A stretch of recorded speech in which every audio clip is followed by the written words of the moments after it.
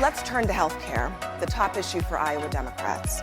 Donald Trump is trying to repeal Obamacare, including the protections for pre-existing conditions. We all know that each of you vigorously opposes that. Still, there are some questions about what each of you would do. Senator Sanders, you've consistently refused to say exactly how much your Medicare-For-All plan is going to cost.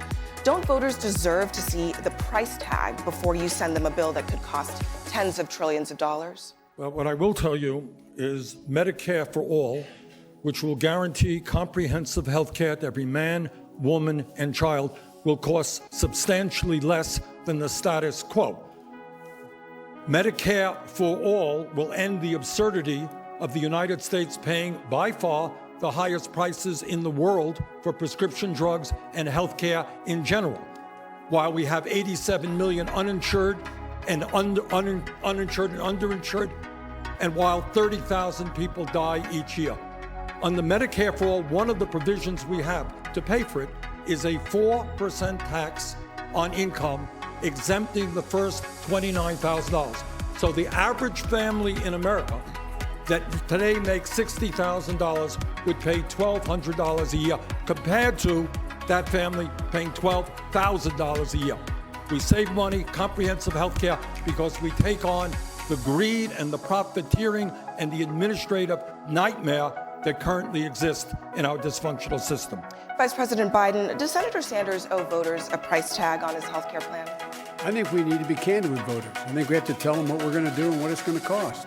And a 4% tax on income over $24,000 doesn't even come close to paying for between 30 and some estimates as high as $40 trillion over 10 years.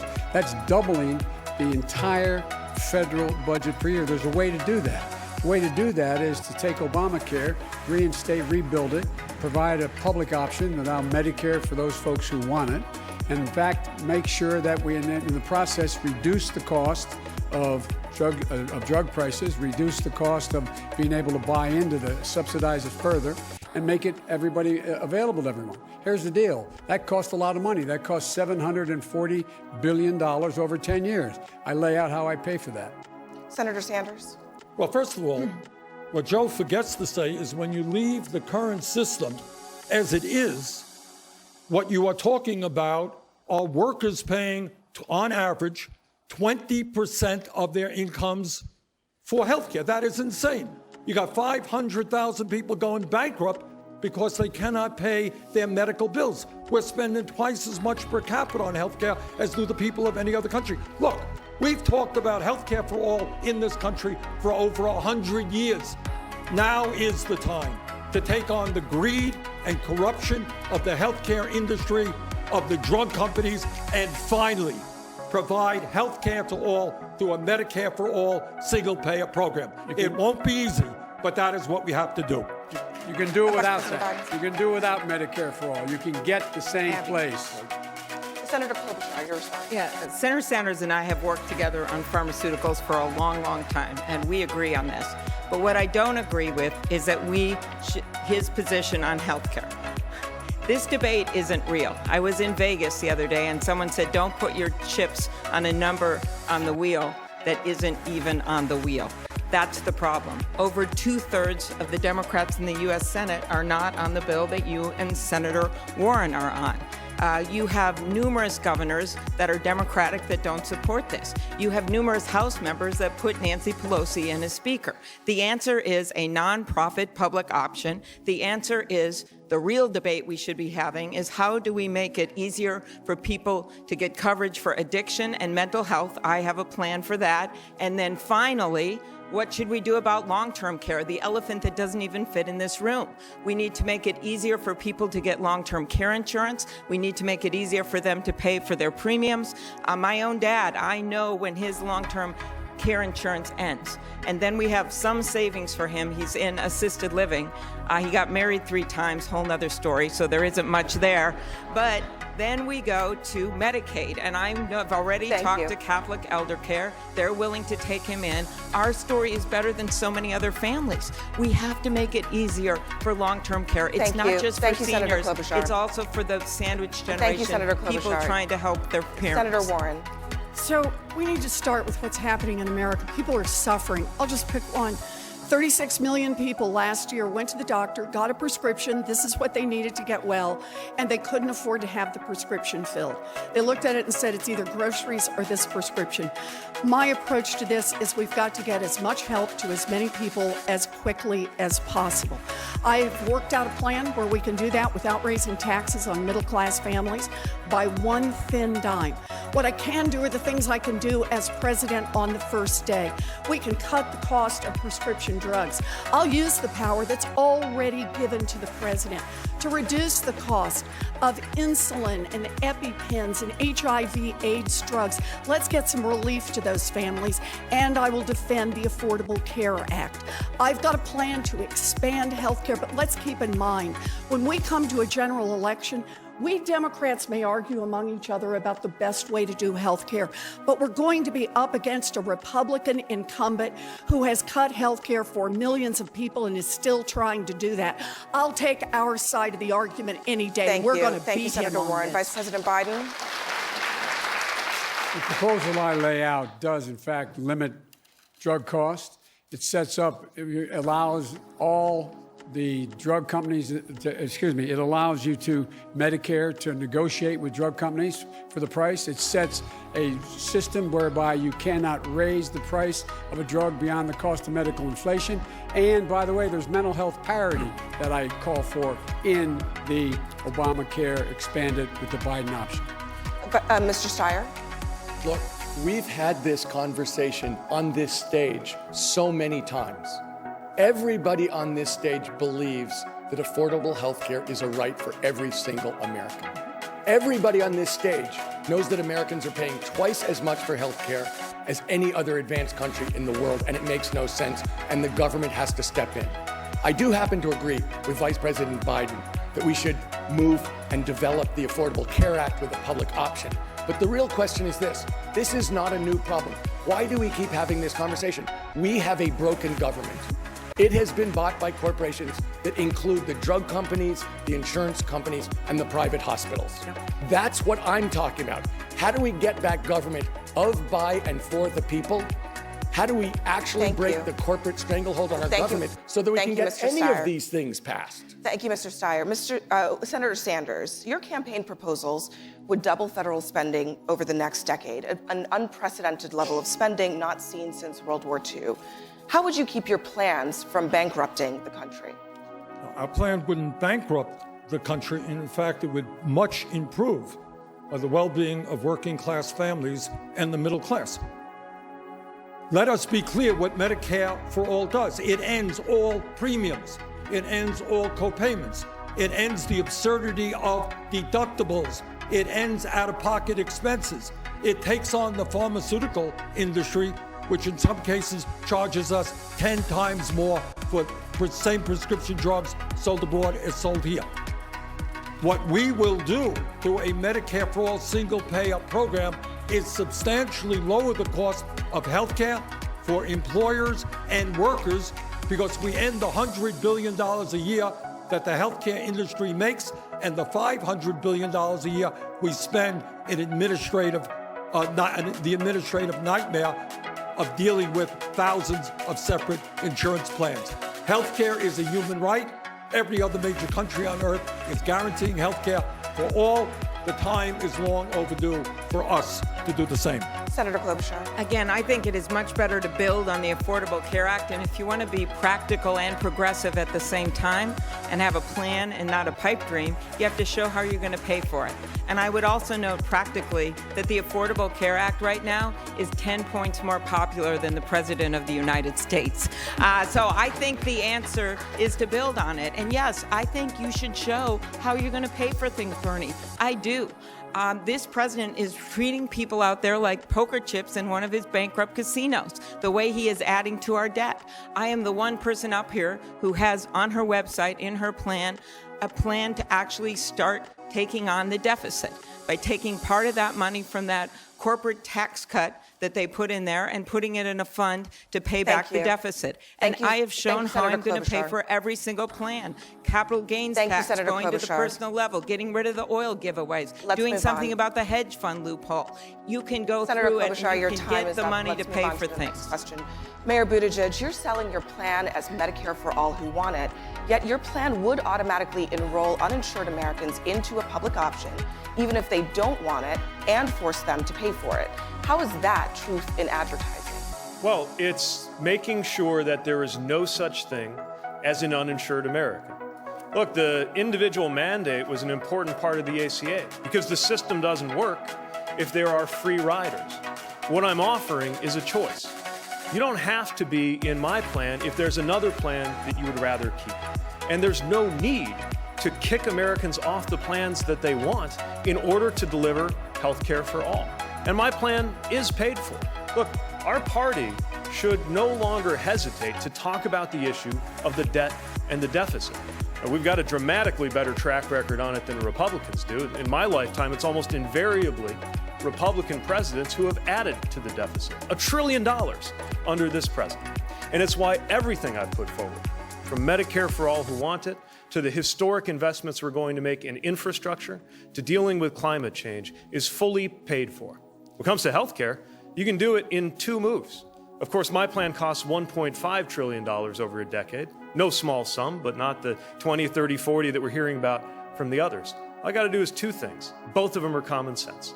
Allow Medicare to negotiate prescription drug prices and roll back the Trump corporate tax cuts that went to corporations and the wealthy that didn't even need it. Senator Warren. So I started this by talking about 36 million Americans, including Americans with insurance, who just can't even afford to have a prescription filled. We all talk about plans, healthcare plans that we have, and these plans are paid for. The problem is that plans like the mayor's and like the vice president's is that they are an improvement. They are an improvement over where we are right now, but they're a small improvement. And that's why it is that they cost so much less. Because by themselves, they're not going to be enough to cover prescriptions for 36 million people who can't afford to get them filled. What we need to do is make the commitment that we know where the money comes from. We can ask those at the very top, the top 1%, to pay a little more. Those giant corporations like Chevron and Amazon who paid nothing in taxes, we can have them pay. And we can go after the corporate tax cheats. And when we do that, we have enough money to provide health care for all our people. Yes, we build on the Affordable Care Act, but where we end up is we offer health care to all of our people, and we can offer it at no cost or low cost to all of them. Mayor Buttigieg. It's just not true that the plan I'm proposing is small. We got to move past a Washington mentality that suggests that the bigness of plans only consists of how many trillions of dollars they put through the Treasury, that the boldness of a plan only consists of how many Americans it can alienate. This would be a game changer. This would be the biggest thing we've done to American healthcare in a half century. Let's measure the effects of our plans based on what they would do in our everyday lives. And yes, we're taking on cost. On prescription drugs, we'll have an out-of-pocket cap, even if you don't get the subsidies that would make it free, a $250 monthly cap. And here's why it's got to be monthly. You ever been in that situation or known somebody who finds that they've got to defer a procedure or delay filling a prescription to try to have it happen in the right month? Because of when your out-of-pocket cap hits, it makes no sense medically, because most of us don't experience the economy on an annual basis. Our bills don't come in every year, they come in every month. Same with our paychecks, bi-weekly or monthly. That's why we set this up in a way to solve the problem without running up 20, 30, 40 trillion dollar Senator bills. Warren, your response? Look, the numbers that the mayor's offering just don't add up. The average family in America last year paid $12,000 in some combination of deductibles and co-pays and uncovered expenses and fees. You can't cover that with the kind of money that the mayor is talking about. The way we have to approach this is we've got to build this, and we've got to build the alliances to make this happen. I can bring down the cost of prescription drugs like insulin and take hundreds of millions of dollars out of the system immediately in costs. We can get help to families, but we have to be willing to work together. We can let people experience what healthcare is like when it's you and your doctor, your mental health professional, your nurse practitioner with no insurance company standing in the middle. When Thank you, people Senator try it Warren. and Warren. use it, Senator Klobuchar. then Senator Warren, you acknowledged that Medicare-For-All, that you couldn't get there right away. You got on the bill that said on page 8, which is why I didn't get on it, that you would kick 149 million Americans off their current health insurance. Then, a few months ago, you said, no, you're going to wait a while to get there. And I think that was some acknowledgement that maybe what we're talking about is true. And I don't buy that it's not enough. It is a big step to say to people making $100,000 a year that your premiums will be cut in half, which is what the nonprofit public option will do. And if you talk, Mayor Buttigieg, about Medicare and having negotiation, I actually have led that bill for years. I have 34 co-sponsors. As president, I can get it done. That would allow Medicare to finally negotiate and lift the ban that Big Pharma got into law that says they can't negotiate for better prices for our seniors. I will get it done. Senator Sanders, coming to you now. CNN reached out to Iowa Democratic voters for their most pressing questions. Edward from here in Des Moines writes, Des Moines is an insurance town. What happens to all the insurance industry, the health insurance industry here if there is Medicare for all? What happens to all the jobs and the livelihoods of the people that live in insurance towns like Des Moines? We build into our Medicare-For-All program a transition fund of many, many billions of dollars that will provide for up to 5 years income and health care and job training for those people. But here is the issue. Tom Steyer made the point a moment ago. We are now spending twice as much per person on health care as do the people of any other country. That is insane. In some cases, 10 times more for prescription drugs. Why is that? Why is that? And the answer is the greed and corruption of the drug companies and the insurance companies. And if we want to do what every other major country on earth does and guarantee people health care is a human right, not a privilege, you know what we have to do? We are finally going to have to stand up to the healthcare industry and end hundreds of billions of dollars of waste and profiteering. Mr. Steyer. I just want to emphasize what Senator Sanders said. This is not a complicated problem. Between what Senator Warren and Senator Sanders said, it's clear. There are two problems. We're spending way too much because corporations own the system, and we're not negotiating against those corporations. And we've given tax cuts to the richest Americans and the biggest corporations for decades. That's all this is. We have corporations who are having their way with the American people, and people are suffering. Senator Warren is right. This is cruelty for money. In order to break this, we're going to have to break the corporate stranglehold and solve both the tax and the negotiating problem. That's why I'm for term limits. We need to redo Washington, D.C. and actually take back the government from the corporations. Thank you, Mr. Steyer. Vice President Biden. I would argue that the biggest breakthrough in recent time was us being able to do in our administration what five Democratic presidents couldn't get done, and that is pass Obamacare. It was a big deal. Secondly, I would argue that the way you control drug prices is you limit what they can charge for those prices. You don't have to pay the price, limit what they can charge. If in fact they charge more than we set the price for, people can import from abroad, assuming that it is safe. We in fact, it's only yellow, okay? And we can in fact do all of this and still provide people the option to stay, the roughly 150, 160 million Americans who like the negotiated plan they have with their employers. If they don't like it or the employer gets rid of it, they can buy into a Medicare plan and the Biden plan. Let's talk a little bit more about prescription drugs right now. Prescription drug prices in 2018, Americans spent $335 billion on prescription drugs alone. That's about $60 billion more than they paid a decade ago. Senator Warren, you've called for the creation of a government-run drug manufacturer that would step in if there is a drug shortage or a price spike. Why does it make sense for the government to manufacture drugs, especially when public trust in government is near historic lows? So let's do this both ways. What I also have said is I'm just going to use the power. that is available, and I will do what a president can do all by herself on the very first day, and that is lower the prices of certain prescription drugs. I will lower the price of insulin. We already have the legal authority with the president to do that. President just hasn't picked up and used it.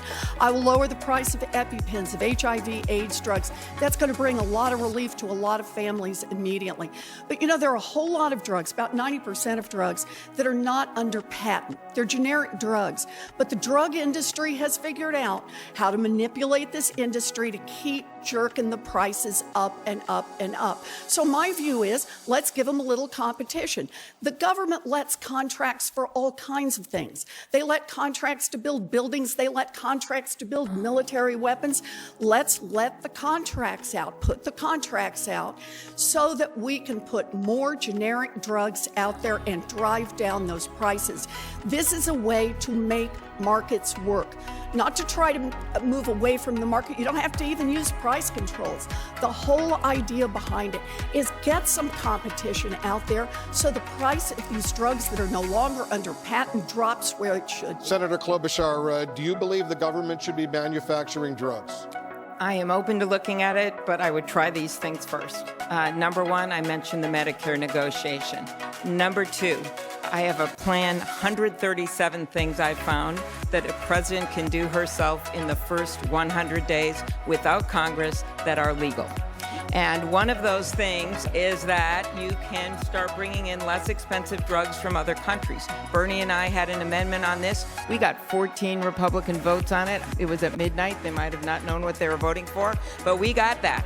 I now have an actual bill with Senator Grassley that does that. And I have a bill to get at what Elizabeth was talking about, which is to stop generics from taking money from big pharmaceuticals to keep their products off the market. The issue here is that there are 2 pharma lobbyists for every member of Congress. Thank you, Senator. They think they own Washington. They don't own me. Thank you, and as Senator president, I will Klobuchar. get this done. We're going to turn now to childcare, a huge expense for many new families and a problem that's especially acute in rural Iowa. We have another question from an Iowa Democratic voter. Mayor Buttigieg, this is for you.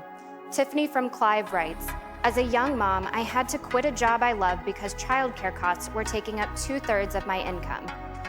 Many families don't have the option of quitting a job because that little bit of income is needed. That leads to families using whatever care they can find, and sometimes the results are deadly, as we've seen in Iowa over the last few years. How will you prioritize accessing quality, affordable childcare in your first 100 days in office? It makes no sense for childcare to cost 2/3 of somebody's income. We've got to drive it to 7% or below, and 0 for those families who are living in poverty. But this is happening to folks at every level of the income spectrum. Meet professionals who sometimes say that they're working in order to be able to afford childcare in order to be able to be working. It makes no sense, and it must change, and we shouldn't be afraid to put federal dollars into making that a reality. Subsidizing childcare and making sure that we're building up a workforce of people who are paid at a decent level to offer early childhood education as well as childcare writ large. We can do that, and until we do, this will be one of the biggest drivers of the gender pay gap, because when somebody like the voter asking the question has to step out of the workforce because of that reason, she is at a disadvantage when she comes back in, and that can affect her pay for the rest of her career. Senator Warren, your education plan includes tuition-free public college for all, but you impose an income limit for free childcare. Why do your plans cover everyone for public college, but not childcare and early learning? No, actually, my plan is universal childcare for everyone. It just has some people adding a small payment. But understand this about the plan. I've been there.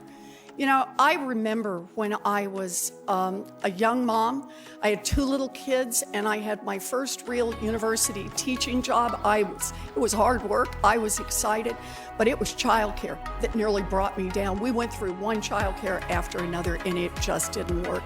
If I hadn't been saved by my Aunt Bee, I was ready to quit my job. And I think about how many women of my generation just got knocked off the track and never got back on.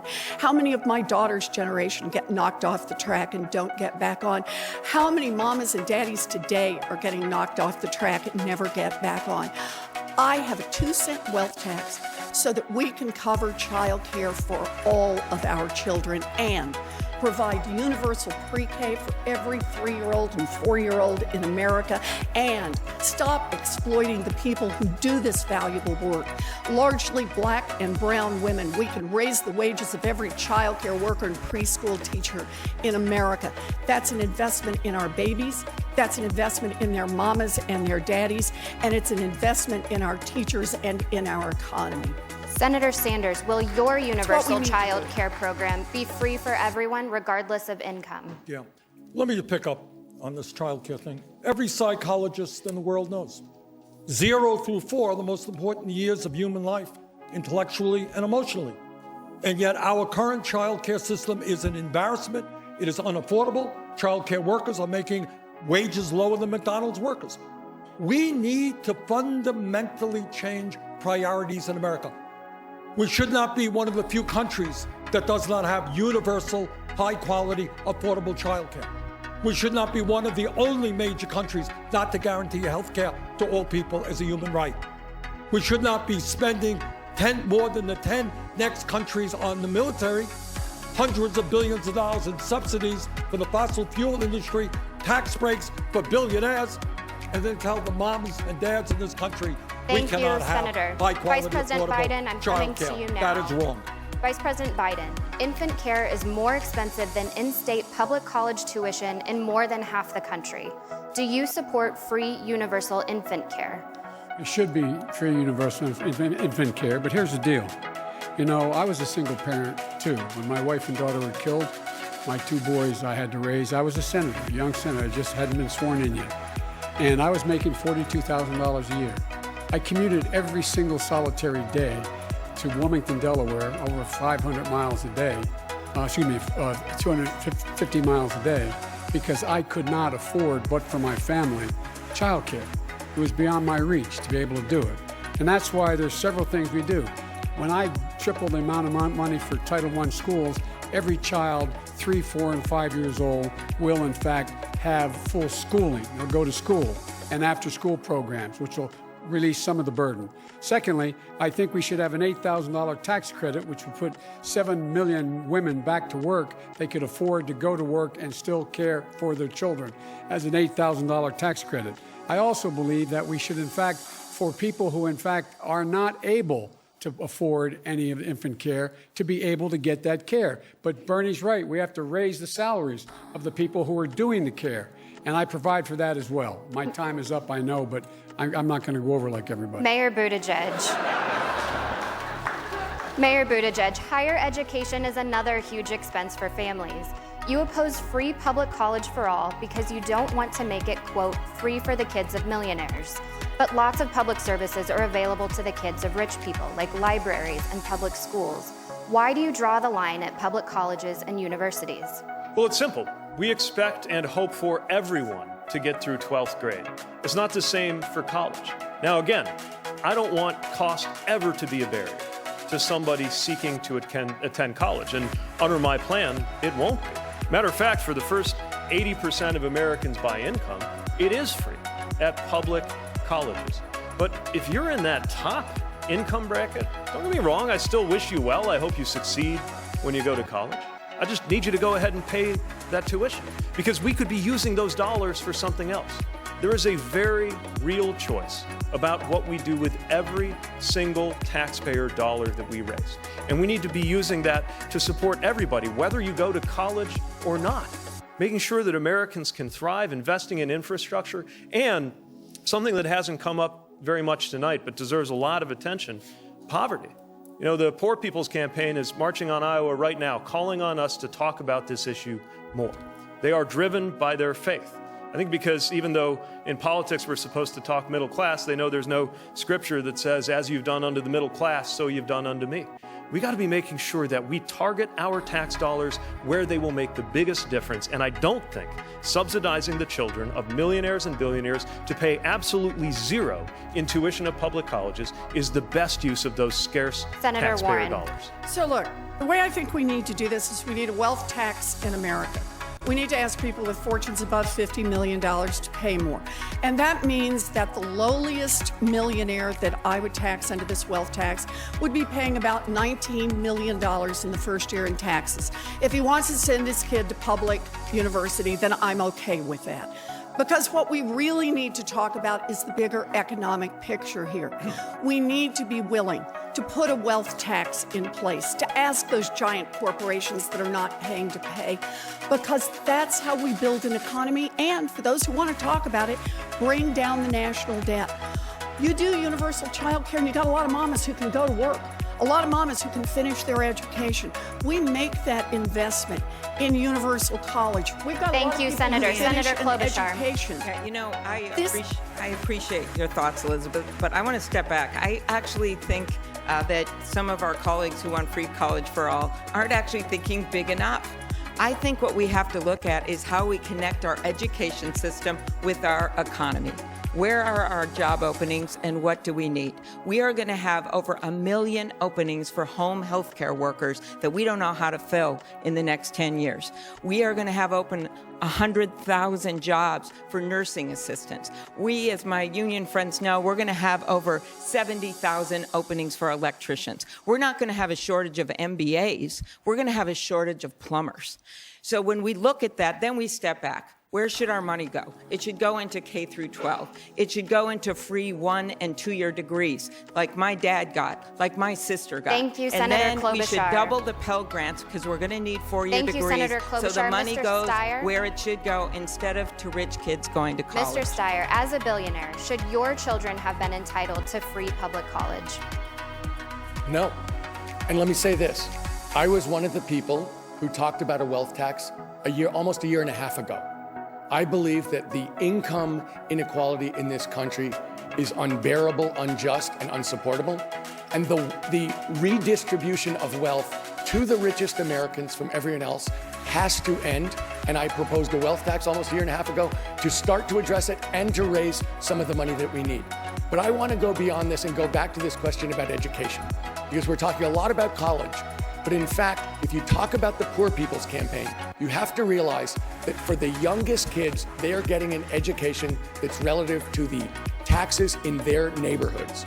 We need to redistribute money so every kid has a chance, so we're not legislating inequality for the next generation, and so we actually invest in every single kid, specifically poor kids, specifically black kids, specifically brown kids. We need to start using the money dramatically more for that. We'll be back with more from CNN's Democratic presidential debate live from Des Moines, Iowa. Stay right here.